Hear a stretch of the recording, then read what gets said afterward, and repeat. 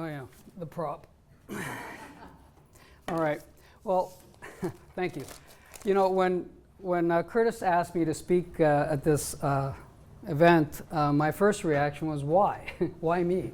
I'm a non-technical person. I've only been in this business 4 years. So what am I going to talk about? So he insisted. I said, I'm not sure I want to do this. He said, you must do it. So if you learn nothing today, blame him. So leading up to this, I had to think about what to talk about, and I thought that I would talk about something that led me to making this olive oil, and that's about passion and excellence. But to do so, I've got to give you a little brief background on my life, and hopefully you'll connect the dots. It might not make sense at first, but I think you'll get the point when we come to the end of it. I've had an interesting life so far. It's been very eclectic. I've done quite a few things. But I started out, I was raised by an immigrant Italian family with very little money. And we were raised on the Mediterranean diet. We had a very large garden that my father tended to and made us work in. And we had fresh vegetables all the time, and everything was obviously drizzled with olive oil. So I grew up with the flavor of olive oil. And I remember every celebration and every event, in any form of entertainment, always centered around food. So that's how I grew up, and that's the background. When I was 19, I read a book called Think and Grow Rich by Napoleon Hill. I don't know if you've ever heard of that book, but it was a very inspirational book that changed my life. And basically the main theme of the book is, if you believe you can do something, you can do anything. That's basically the general theme of the book. And at that point I realized that having grown up poor, that I wanted to be rich. So that was my number one goal at that point in my life when I was 19. And since my father had taken me to visit his firm of stockbrokers, and I had an opportunity to look around this room, not knowing what a stockbroker was, but I felt an energy in that room, and I knew somebody was making money in there. So I thought, I'm going to be a stockbroker, and having no idea what a stockbroker was. And finally talked my way into Merrill Lynch. They trained me, spent a couple years there. And I did make my first million. As I'd promised myself, I made my first million by the time I was 25. But then my attention turned to something completely different. It wasn't about making money anymore. Then I thought, I was at this small firm. I'd been hired by a very tiny, no-name firm of stockbrokers at a very early age. And with that newfound money that I just made, I decided to buy into the partnership. And all of a sudden, my goal in life became to make this tiny firm big and powerful. And I spent 16 years there doing that. And what changed everything was that one day the partners sat around and said, okay, we want to open an office in London, England, but we need a Canadian to go over there and be the branch manager. And without giving it 1 second of thought, I put my hand up and said, I'll do it. And in my mind, I thought, well, it'll be a lark. I'll go over there 6 months, make some contacts, have some fun, and come back home 6 months later. Well, getting there, I faced the cold, hard reality that nobody cared that I was there, and even less people returned my phone call. So it was much more difficult than I'd envisioned, and this theme will carry through this conversation. But the passion to build this firm was so strong that I had to stick it out, and I ended up staying there 7 years. And eventually I came up with an idea. It was a unique idea to create this thing. I won't bore you with the details, but it was called the Mining Team, and it was a group of professionals in all different disciplines of research and corporate finance and mining, whatever, and we were going to use that to do the research and finance, create financing for mineral properties around the world. And this was at the end of the Cold War in 1990, when the world opened up, and all of a sudden there were many developing countries that were open for investment that hadn't been open for investment before. And so we created the idea of going to these countries, educating the governments about mineral law and title, and we made a business out of it. And by the time I left as chairman and CEO of the firm 16 years later, it was a very powerful boutique, and a lot of people had made a lot of money along the way. But this was at the age of 39, and I decided I wanted to retire from that business.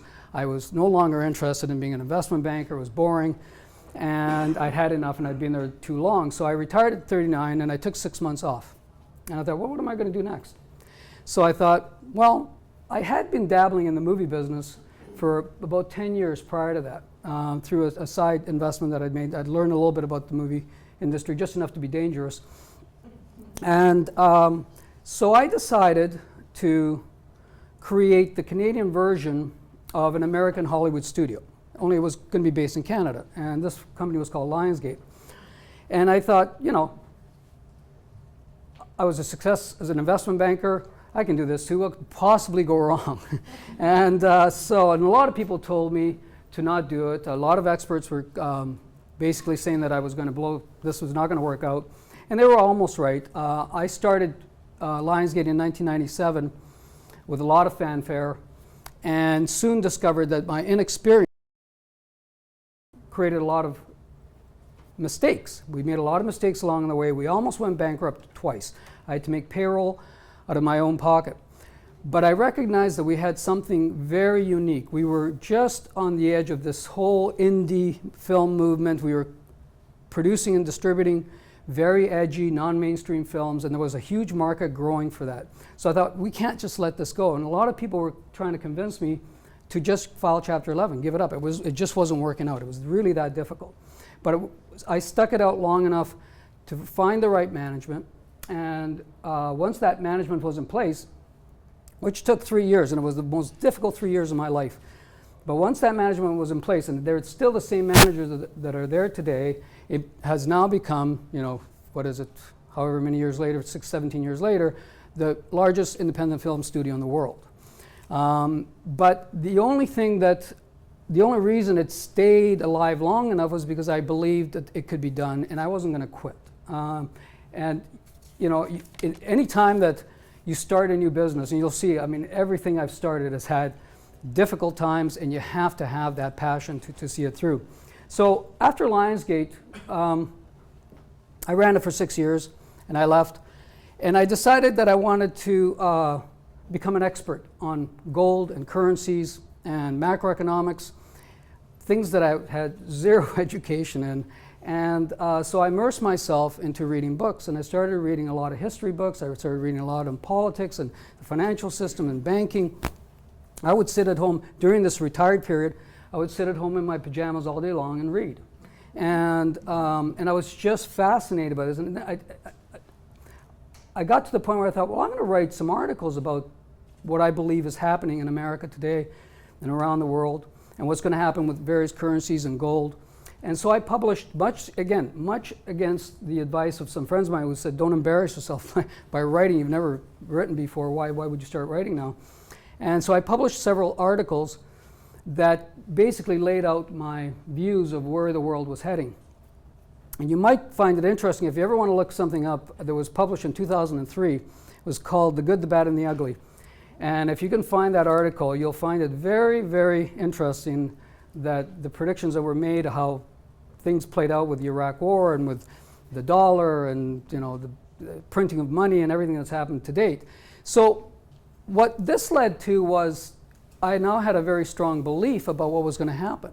And I made a prediction. I said, well, what am I going to do about it? So this led to a career which lasted almost 10 years of creating a number of different companies globally that were in the business of exploiting mineral deposits, oil deposits, and all sorts of commodities, because I made a call on gold and commodities. And we had a great 10-year run in probably what was the biggest bull market in commodities in the last century.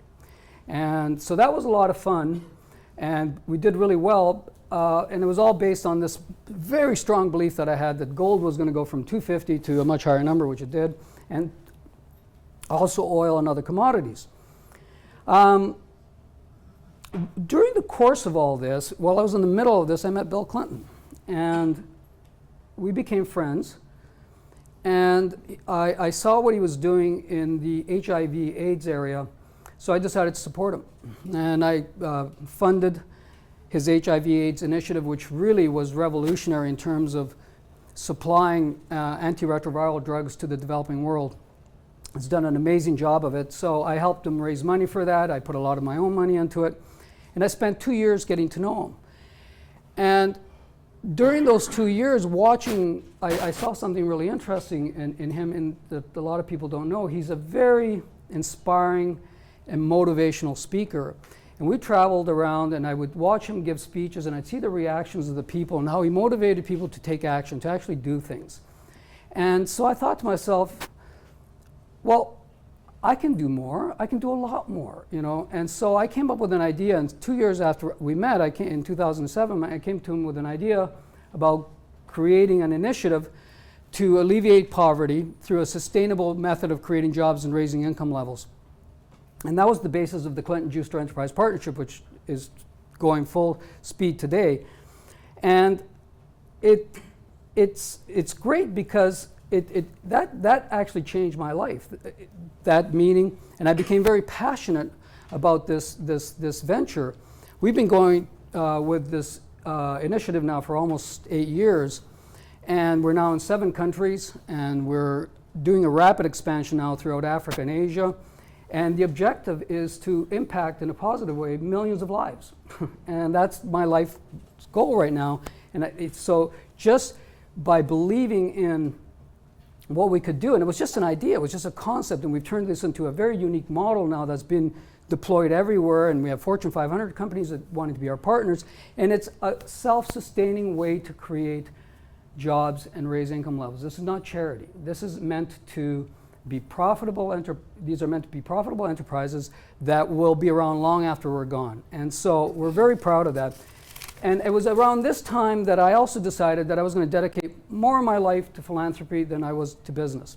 So at that same moment, I announced to the world that I was going to just back off from the business part of it a bit. And I joined the International Crisis Group on their board, and I became one of their chief fundraisers. And that's an organization that's based in Brussels that is meant to prevent deadly conflict around the world. It's a global organization. I founded the Street to Home Foundation in Vancouver, we had a very serious homelessness problem in Vancouver. So we organized all forms of government, the private sector and the nonprofit sector to come together with a 10-year plan to address it, and it's been very successful.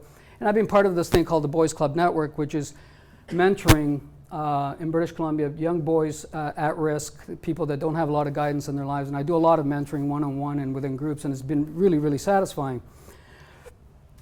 So I got to this point where I started to think about my life, and I started to speak and to write about philanthropy, started to speak about wealth, the meaning of wealth, the purpose in life, charity and giving, all sorts of things. And I gave a lot of speeches on this subject, and I've written a few things on it. More recently, I started a Twitter campaign entitled Dear Rich People. You might want to look it up. And I occasionally tweet just a very brief message just to provoke thought. I want people to think about their lives. I want people to think about what the meaning to have a purposeful life. That's now turned into a monthly blog at Huffington Post, which I just launched my first article a few weeks ago. The new one's coming up tomorrow. I think you might want to look it up. It's also titled Dear Rich People.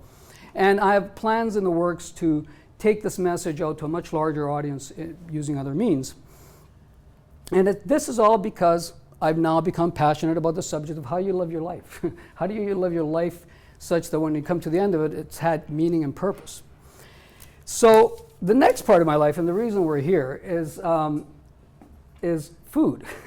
Now, I've been cooking my entire adult life, and unlike the speaker that preceded me, I was not trained in cooking. I did this strictly teaching myself and because I love food. And so at the age of about 24, I started to cook, and I realized I loved cooking, and I always loved to cook for large groups of people.